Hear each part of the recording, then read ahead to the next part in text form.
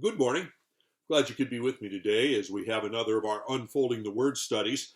We're in the midst of First Peter, and we've been looking at a portion of the second chapter that's introducing us to a number of important contrasts that are meant to exist between the lifestyle and attitudes of the believer and the lifestyle and attitudes of the culture that surrounds us. I'm picking up our reading today in verse 18 of that chapter. Servants, be subject to your masters with all respect, not only to the good and the gentle, but also to the unjust. We've been seeing a number of contrasts to this point, how we handle the passions of the flesh, submitting to authority, etc. We've seen a number of these characteristics. God is intending that we, as his scattered aliens in the midst of this world, would be demonstrating a life of contrast to the culture that's surrounding us. Contrasts that reflect themselves primarily in our attitudes and in our responses to people. He's focusing in today on the response to those who employ us. And he says, listen, here's a fact that we need to accept. Not all who employ us treat us fairly.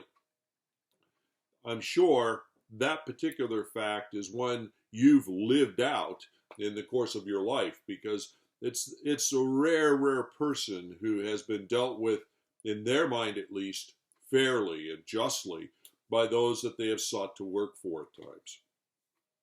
God says, listen, in the midst of this world, the normative issue is probably going to be that those employing you are not treating you good and gentle. They're treating you unjustly.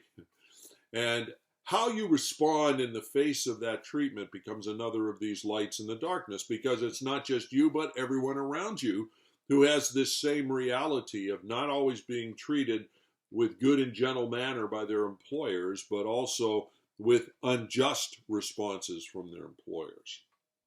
Part of our witness in a world like we are in is tied to this very reality and how we respond to the injustice of it all.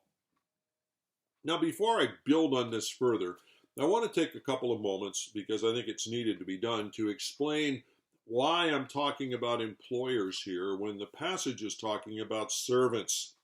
What is the relationship between servants and employees, employers? Well, the word translated servant here means house servant or domestic servant. It is oketes in the Greek, which has the idea of a domestic servant. It's a different word than the typical word for slave in the Greek, which has the idea, which is the Greek word doulos, where somebody is enforced into slavery. And generally in that position, the injustice of it is almost a day-to-day experience, because you are under the control and hand of another, and possibly put into that position because you were part of a defeated army or a defeated nation or some other such situation.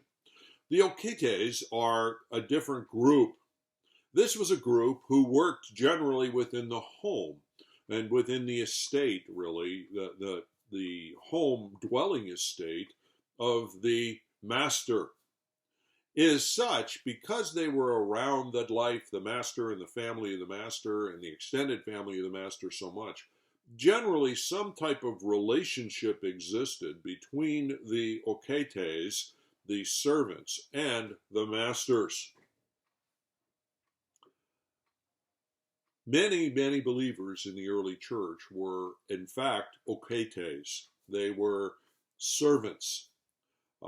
Some, even in the early church, were in that doulos position of being in enforced slavery. Certainly many fell into both categories in the early church. Well, in any situation, whether one was in oketes, which is the focus here, or even a doulos, many situations existed for unjust treatment.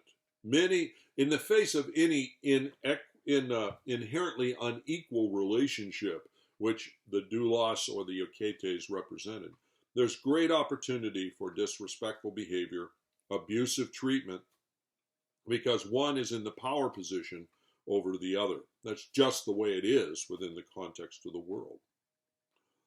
Now, why, again, we haven't quite answered why we're talking about employees and employers as well as servants and slaves here. And the answer to that rests in understanding that the principles that apply to responding in the unequal relationship, to respond to those who are treating you not the best when you're doing labor for them, really do apply to those in our modern context who are doing labor jobs, who are working for another. The Oketes people, the servants, well, they didn't have freedom like you and I would have to just simply leave their household. They were treated in a way that made them part of the household, but more importantly, they were being given things in response to their work for the household. They were receiving food. They were receiving clothing. They were often receiving lodging in response to what they were doing. In other words, there was an exchange going on. And while it's not completely representative of the employer-employee situation, the fact of the matter is, it's at that point that we do find a connection, because many people in this world today actually work for other people, which means that they are selling their hours and their labor in exchange for something. In most cases, in exchange for a wage. And out of that wage that they are giving their hours of labor for, they are then buying their food, buying their clothing, buying their lodging, and paying for that aspect of life. And so most of the biblical scholars see a good connection, at least an application of what is said to the servant, to that individual who is finding themselves working for another, exchanging their labor for money, for goods. You and I are often, most of us are wage earners. Now, in the New Testament era, most of the people who were not slaves or were not servants were self-employed. The current contemporary situation, and I'm speaking in the United States, where most people are working for organizations, for companies, and they're being paid for their labor. That situation didn't exist much in the time of the scriptures. Most people who were not these domestic servants or slaves really were self-employed. They were farmers, they were craftsmen, they were fishermen, they were herdsmen, shepherds, etc. In other words, they were the ones working for themselves, much more like paralleling in agriculture in the modern day, somebody who has a family farm. I mean, they're working for themselves. And most of the people in the New Testament who were not domestic slaves were in that context.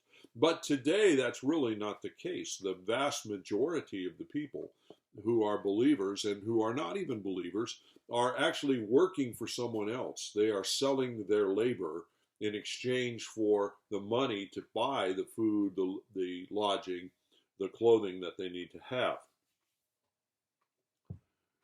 It's in that context that when we're trying to find, okay, well, what application does this verse have? Because if it's just applying to that very small percentage in the modern population who are in fact oketes, domestic servants, then it doesn't have a very broad application. But I believe it has a much broader application. It certainly applies because there are those today who fit into this category of oketes, but it applies far beyond it. In the New Testament times, the doulos, the oketes groups, the servants, the enforced slaves, constituted in some regions as much as 1/3 of the population. So it stood to reason that many in that 1/3, many believers would have fit into that 1/3 of the population being addressed here. So God is speaking to them about how to respond in the life circumstance they're in when they are not treated justly, when they are not dealing and responding to somebody who is good and gentle as a master. And I believe, again, the application to us, if we're working with an employer who's not always good and gentle, in fact, not always just, how do we best respond? Now, let me say one other thing. Tomorrow we'll concentrate on this response, but one other thing today just to set the stage. When Scripture speaks to us about how to respond in a situation, Scripture is not justifying the situation. In other words, because Scripture tells us how to respond to an unjust leader, in this case, somebody who's overseeing our work, the Scripture is not justifying what they're doing that's unjust any more than when God says we are to be submissive to civil authority. God is not in that justifying everything a civil authority does. Therefore, listen, the Bible does not teach or justify slavery. It doesn't affirm it as a legitimate sort of thing. It simply says, listen, this existed, the household servant arrangement existed, and often it was characterized by unjust treatment. If you found yourself in that context, here's how to respond to it.